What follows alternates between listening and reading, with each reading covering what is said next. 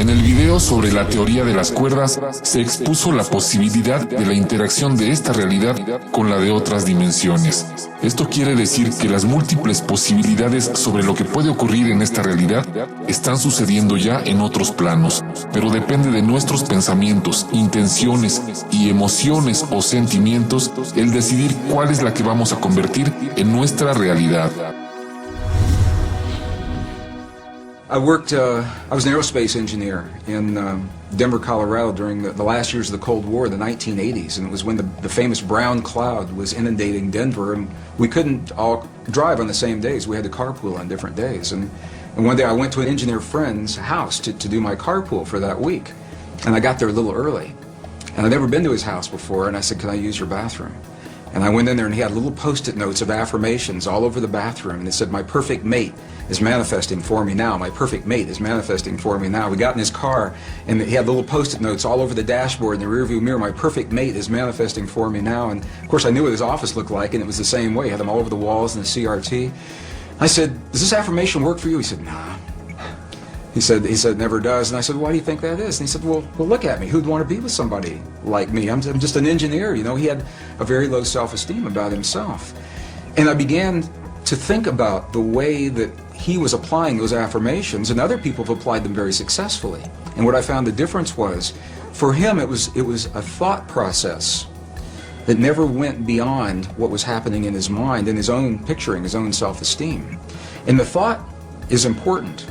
The ancients are very clear about this in the Sanskrit text. They tell us that the thought is the image of the quantum possibility. So in other words, in the realm of all possibilities, everything already exists. My friend's perfect relationship and the worst one he'll ever have. The lightest of the light, the darkest of the dark. Our greatest healing and our greatest suffering, they're already there. And what they invite us to do in these ancient traditions is to reach into those possibilities with our mind. This is the power of the mind. And isolate, we lock in one of those possibilities. So now we have taken it and identified it. However, to bring it into this world, to breathe life into that possibility is the power of human emotion, our love for that possibility, or our fear of that possibility. Either one will work. To bring that quantum possibility into the particle reality of our everyday lives. We don't have to know that. It sounds very technical. We just have a feeling. But this is the science of, appears to be the science of how these things are working. So this is why our self-esteem is so important. When we feel, when my engineer friend felt that, why would anybody want to be with me, is what he said to me. The affirmation for him was an empty affirmation. It was a thought that had no energy to invite it into this world. And an example of just the opposite of that is I know of other people who have simply made a list of all of the attributes of a perfect partner in life, because this is what many people, I'm using as an example. It works in healing, it works in peace, but we're talking about relationships. They make a list of all those attributes, and then they come from the place that relationship is already happening. What is their life like? How is their life different now that perfect partner is there? How is their evening different? How do they spend their time differently? How do they feel when they wake up in the morning and share their lives with someone? And it's those feelings that they live throughout the day. It's not something you sit down and do for a minute and then you get up and walk away. Rather, it's something that we become. We live our lives as if these experiences have already happened, and in that way we invite them into our lives, and they happen frighteningly quickly for some people. It's amazing. I know people that haven't finished their list, and they go out for lunch or a cup of coffee while they're making the list, and the person that just brought them their lunch is the person that's on that list, and they fall in love and they're married 20 years later.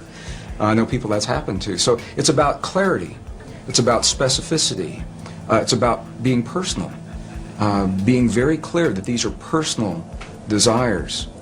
Scientifically, it appears that this field, the divine matrix, it is a mirror and a bridge between our inner and our outer worlds. And it can only give us what we give it to work with. And the interesting thing is that we have been conditioned to feel the feelings of the things that we don't want in life and that we're afraid of. We wake up in the morning and we see the 6 o'clock news and all the things to be afraid of, and then we go through our day saying, oh, I hope I'm not going to see that today, or I hope it's not around the corner. And my question, so fascinating me, where do we learn to feel the things that we don't want rather than things that we choose to have? And how would our lives be different if we could cut through all of the static and simply choose in our lives what we would like each moment of each day, or our relationships, or our abundance, or our careers, or the peace in our families to look like? What would our lives look like if we could do that? And there's very good scientific evidence showing precisely what our lives would look like, because we would very quickly experience everything that we've created. As a scientist, one of the first things I had to understand, and again, my training, I was trained in the hard sciences, and there was no allowance for any inner experience to have an effect on our outer world to begin with. Number two, I was raised in a relatively conservative community in the Midwest. I was born in Missouri, Kansas City, Missouri. Excuse me. In that part of the world, when you talk about emotions, they kind of get lumped into this nebulous experience. So, thoughts, feelings, emotions are all the same thing. We really don't talk about them much. And by the way, as a male, we don't want to see much of yours. So that was my upbringing. So I began to understand when we go into the other cultures, and I'm referring again and again to this wisdom. We had this wisdom in Western cultures, and it was lost in the 4th century. About 1,700 years ago, it was edited right out of our most cherished spiritual and religious traditions, the biblical edits of the 4th century. It was not edited from the other cultures that we've visited, and that's the value of going into these cultures. And they identify 3 separate yet related experiences that we all have in our bodies, and they literally call them thought, feeling, and emotion. And here's the difference. The thinking they identify with the 3 upper energy centers of the body. The Sanskrit traditions have a 7 energy center or 7 chakra system that they work with.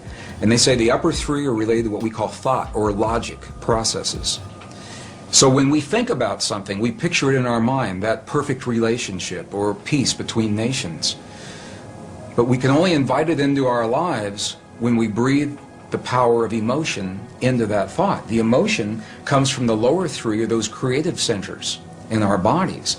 So when we breathe the power of emotion into our thought, we imbue that thought with life.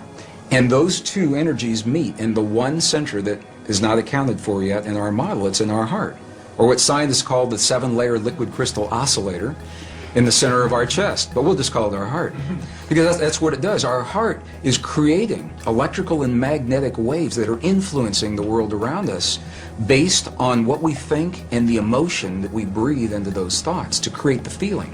So now we've just defined feeling. Feeling, by definition, from the Sanskrit tradition, is the union of thought and emotion, creates the feeling. Now what makes this really interesting is that those traditions say we are capable of only 2 primary emotions: love and whatever we feel the opposite of love is. And when you get really deep into the teachings, there are 2 aspects of the same thing. But what they say is when we have our thought, we are either breathing the love of that thought or our fear of that thought to create the feeling, and the feeling then becomes sadness or joy or compassion or anger. Those are not emotions, those are feelings. Now for some people they say, well, you're nitpicking. What difference could it make? And these are the subtle differences between these ancient ways of viewing this inner technology. It's literally a technology, because we can have the same thought or the same affirmation and imbue it with a different emotion and have completely different feelings and create a different outcome.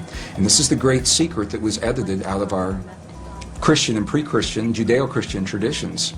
When 45 books were removed in the 4th century, 20 were taken out completely. Another 25 were condensed and rearranged. And we know this because we found the information now in the Dead Sea Scrolls, the Nag Hammadi Library, the Coptic, the Gnostic texts. So we know what those texts would have said if we had had them.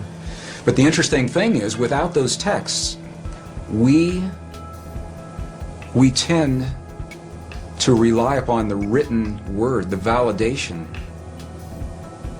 to feel that power in our bodies. I think everyone senses or suspects that there's an untapped potential in the human body.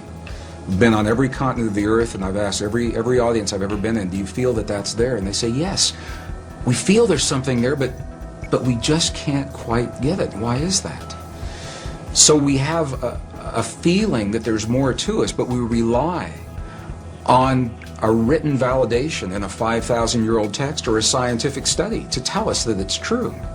And this is, I think, the value of going into those texts, is we get to see the words that literally say, in the Gospel of Thomas, the lost Gospel of Thomas, it literally says, when these two become one, when thought and emotion become one, then you'll say to the mountain, move, and the mountain will move. And I used to think that that was a metaphor. And I now have seen enough to know that moving a cancerous tumor inside the body of a living woman, that's moving a mountain to me. And it's all done from marrying thought and emotion together. Los pensamientos, así como los sentimientos y las emociones, son de enorme importancia para ir creando nuestra realidad. Es a partir de ellos que podemos concretar situaciones positivas o negativas en nuestra vida diaria. En el siguiente segmento, un monje tibetano da respuesta a Greg Braden sobre este tema.